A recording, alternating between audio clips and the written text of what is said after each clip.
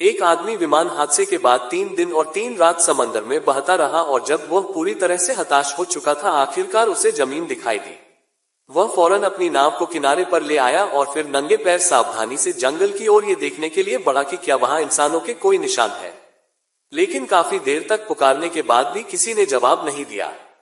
उसे जवाब में सिर्फ लहरों की बेरहम आवाज ही सुनाई दी। इसीलिए उस आदमी ने रेत पर अपने पैरों से मदद का संकेत बनाया, इस उम्मीद में कि आसमान से गुजरने वाली कोई फ्लाइट उसे देख लेगी। इसके बाद उसने नाव का इस्तेमाल करके किनारे पर ही एक आसान सा शेल्टर बनाया। बुरी तरह थका होने के कारण उसने बाकी योजना गल पर डाल दी। लेकिन रात में जैसे ही टॉम सोने के लिए लेटा, अचानक जंगल से एक बहुत अजीब आवाज आई। इस अनजान खतरे को भांपकर वह फौरन सतर्क हो गया और डर के मारे नाव का चप्पू हाथ में लिए पूरी रात सो नहीं पाया। अगली सुबह टॉम ने देखा कि कल लिखा गया मदद का संकेत लहरों से लगभग आधा बह चुका था। जिंदा रहने के लिए उसने फौरन सूखी लकड़ियां जमा की और एक ऐसी खुली जगह चुनी जहां लहरें नहीं पहुंच सकी थी, और वहां उसने पहले से भी बड़ा मदद का संकेत बनाया। खुशकिस्मती से तभी किनारे पर कुछ कुरियर पैकेज बहकर आए।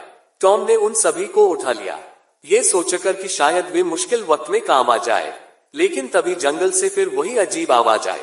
वह फिर से सतर्क हो गया और जोर से चिल्लाया। जब काफी देर तक कोई जवाब नहीं मिला तो इस बार उसने हिम्मत जुटाकर देखने का फैसला किया कि आखिर वह क्या है।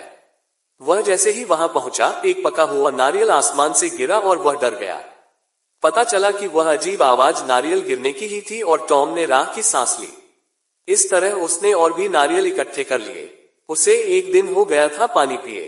उसने नारियल को चट्टान पर जोर से पटका, लेकिन कोई फायदा नहीं हुआ। फिर उसने नुकीले पत्थर पर मारा, वह भी बेकार गया। फिर उसने पास पड़े पत्थर से उसे तोड़ा, लेकिन एक ही बल में पत्थर टूटकर बिखर गया।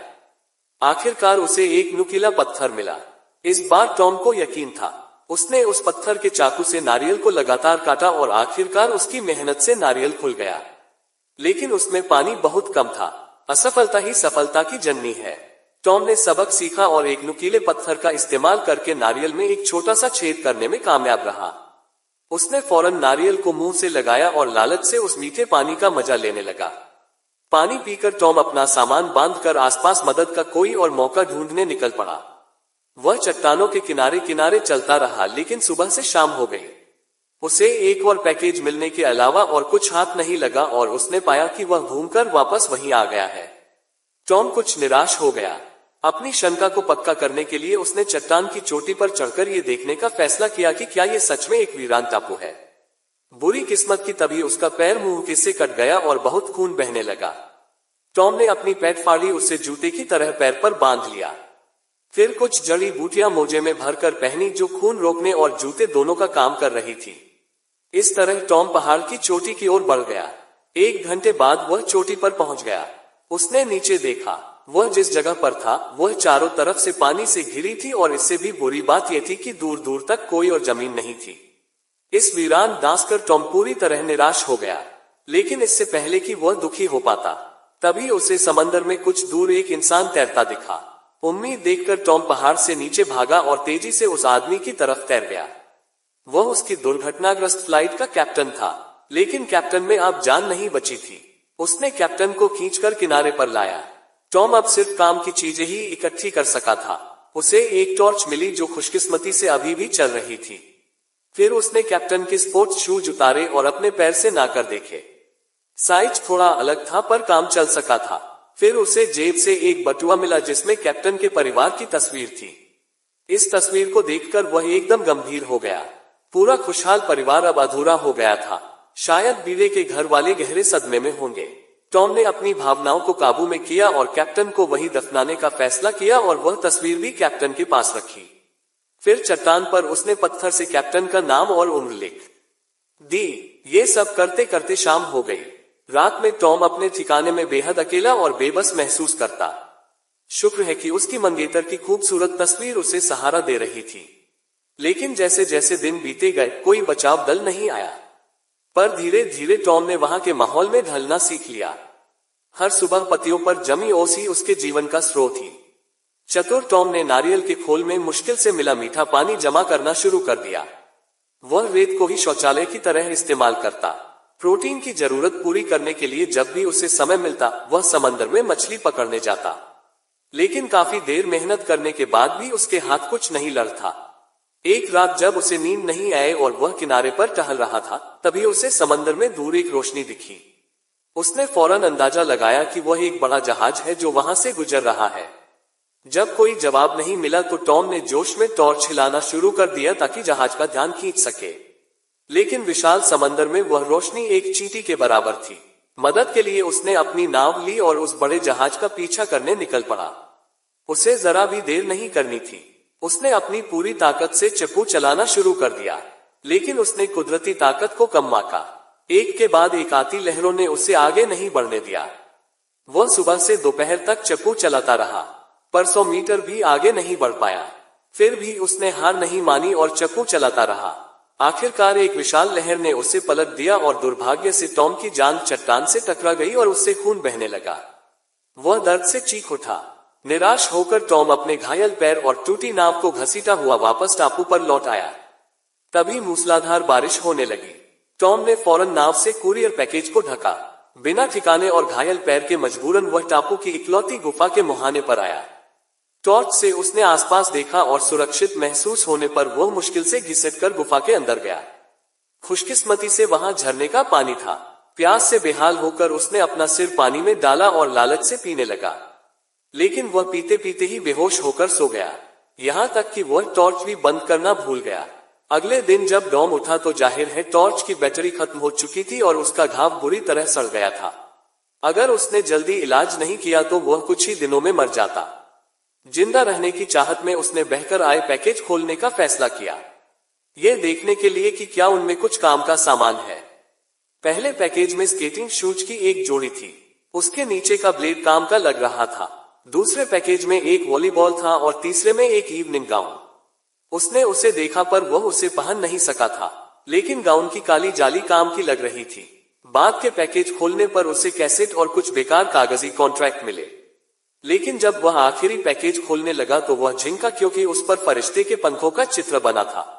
शायद यह उसकी आखिरी उम्मीद थी जिसे वह बनाए रखना चाहता था। आखिर उम्मीद से ही जीने की ताकत मिलती है। टॉम ने चीजों का सही इस्तेमाल किया। पैकेज के गधे को बिस्तर की तरह बिछाया, फिर स्केटिंग शू के ब्लेड से अपने घाव पर पट्टी बांध दी।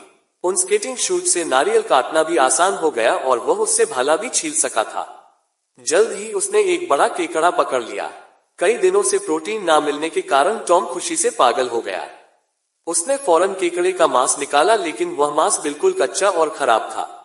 कच्चा खाने पर वह इन्फेक्शन से मर सका था।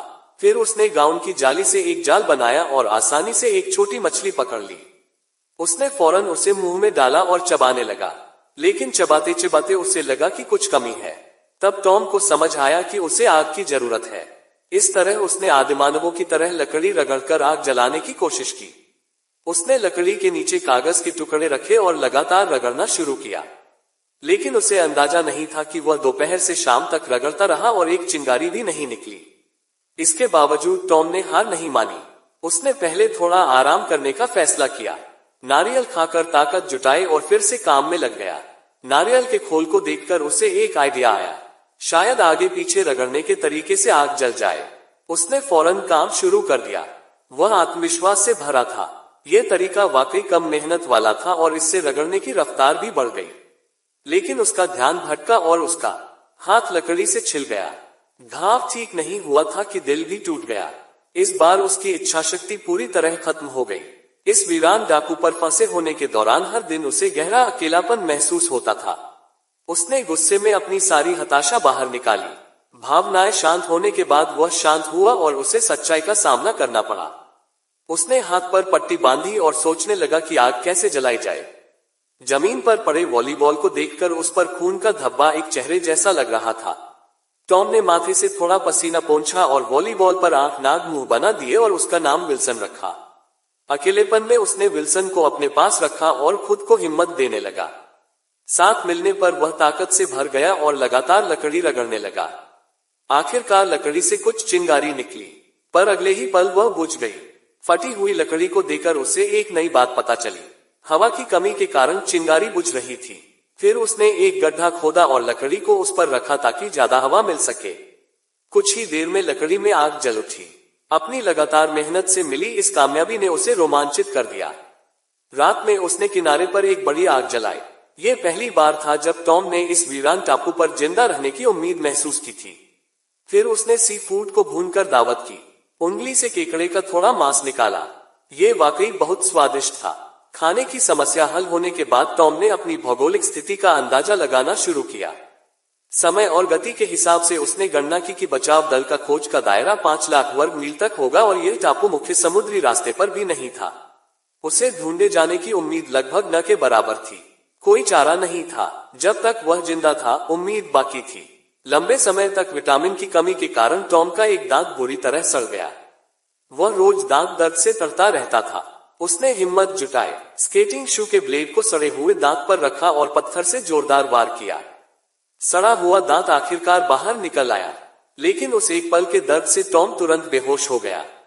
आने वाले दिनों में वह रोज विल्सन से अपने दिल की बात करता और चट्टान पर अपनी मंगेतर की तस्वीर बनाता ताकि खुद को जिंदा रहने के लिए प्रेरित कर सके।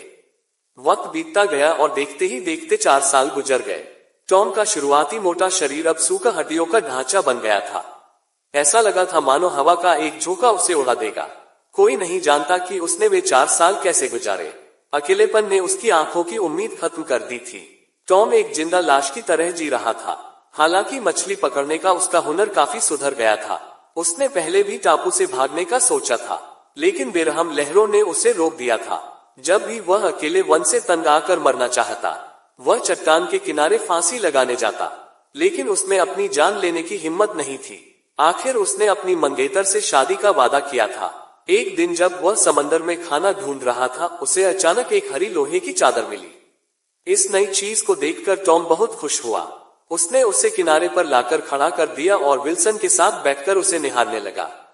लेकिन देखते ही देखते उसे उस चादर को लेकर एक और ख्याल आया। ये हल्की थी और मोड़ने पर भी टूट नहीं रही थी। ये नाव कपाल बनाने के लिए सबसे अच्छी चीज थी। उसके मन में टापू से निकलने की उम्मीद जाग गई। उसने फौरन काम शुरू कर दिया। जल्दी से जल्दी निकलने के लिए टॉम ने स्केटिंग शू को लकड़ी से बांधकर कुल्हाड़ी बनाए और पेड़ के नीचे आग जला दी। इससे न सिर्फ पेड़ जल्दी कटता बल्कि लकड़ी की नमी भी सूख जाती। बेड़ा बनाने का सामान तैयार करने के बाद अब उसे रस्सी की जरूरत थी। उसने छोटे पेड़ काटे, उनकी छाल उतारी और बिना खाए पिए दिन रात रस्सी बनाने में जुट गया। टॉम जानता था कि यह सही समय था। यह भागने का सबसे अच्छा मौका था। अगर यह मौका गवा दिया तो उसे अगले साल तक इंतजार करना पड़ा। उसने टापू के सारे छोटे पेड़ काट दिए, यहाँ तक कि वीडियो टेप भी इस्तेमाल कर लिए, लेकिन बेड़ा बनाने के लिए रस्सी अभी भी कम थी। तभी उसे याद आया कि जब उसने आत्महत्या की कोशिश की थी, तब चट्टान पर रस्सी का एक टुकड़ा रह गया था। वह रस्सी बेड़ा बनाने के लिए काफी थी। गुफा में लौटकर टॉम का मन बहुत बेचैन था। वह जानता था कि समंदर बहुत खतरनाक है और इस सफर में उसकी जान भी जा सकती थी, लेकिन वह अपनी पूरी जिंदगी एक वॉलीबॉल के साथ इस वीरान टापू पर नहीं गुजार सकता था। तभी उसे लगा कि विल्सन उसकी पिछली कायरता पर हंस रहा है। उसने गुस्से में विल्सन को गुफा से बाहर फेंक दिया, लेकिन अगले ही पल वह विल्सन को ढूंढने बाहर भागा। इन 4 सालों में विल्सन उसका दोस्त बन चुका था। उसने विल्सन का चेहरा फिर से ठीक किया। कुछ ही समय में टॉम ने बेड़ा तैयार कर लिया। उसने वह पंखों वाला पैकेज, अपनी मंगेतर की तस्वीर और विल्सन को साथ लिया और एक तेज हवा वाले दिन को चुना और बेड़े को समंदर में धकेल दिया। उसने अपना जोखिम भरा सफर शुरू कर दिया। टॉम चप्पू चलाता रहा और मुश्किल से एक एक लहर को पार किया। जब भी कोई बड़ी लहर आती जिसे वह पार नहीं कर पाता, वह फौरन लोहे की चादर से बना बाल खोल देता। वे उम्मीद के पंख बहुत साफ दिख रहे थे। ये साबित हो गया कि टॉम का बेड़ा काफी मजबूत था। हवा की ताकत से वे बड़ी लहरों को पार करने में कामयाब रहे और शांत समंदर में पहुंच गए। धीरे धीरे टॉम बहुत दूर निकल आया। उस जगह को देखते हुए जहां वह रहा था, उसकी आंखों में आंसू भर आए।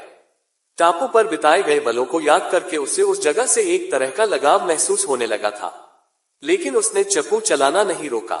सूर्यास्त के समय वह और विल्सन नई उम्मीद से भर गए थे। आने वाले दिनों में टॉम को जब भूख लगी तो वह समंदर से मछली पकड़ लेता और प्यास लगने पर बारिश का पानी पी लेता। यहाँ तक कि रात में व्हेल मछलियां भी उसकी रखवाली कर दी। लेकिन ये शांति ज्यादा दिन नहीं टिकी। एक रात अचानक भयंकर तूफान आया और बाल उड़ गया। वह सिर्फ बेड़े को कसकर पकड़े रहा ताकि खुद बह ना जाए। अगले दिन भेल ने पानी फेंक कर टॉम को जगाया, लेकिन जागते ही टॉम ने देखा कि विल्सन गायब है। वह घबराकर विल्सन को पुकारने लगा। खुशकिस्मती से विल्सन ज्यादा दूर नहीं था। टॉम ने फौरन बेड़े को खुद से बांधा और विल्सन की तरफ तैर गया, लेकिन रस्सी छोटी पड़ गई और उसकी ताकत भी जवाब दे गई। वह सिर्फ विल्सन को खुद से दूर जाते हुए देखा रहा। एक पल में टॉम को लगा जैसे उसने सब कुछ खो दिया हो। उसके दिल का आखिरी सहारा भी टूट गया। उसने कुदरत से कितना भी लड़ने की कोशिश की, सब बेकार गया। बिना बाल और बिना दोस्त के उसने संघर्ष करना छोड़ दिया और बेड़े पर लेकर बहने लगा। ना जाने कितना वक्त बीता। वेल ने फिर उस पर पानी फेंका, लेकिन तभी टॉम को एक जहाज के इंजन की आवाज सुनाई दी। उसने फौरन हाथ हिलाकर मदद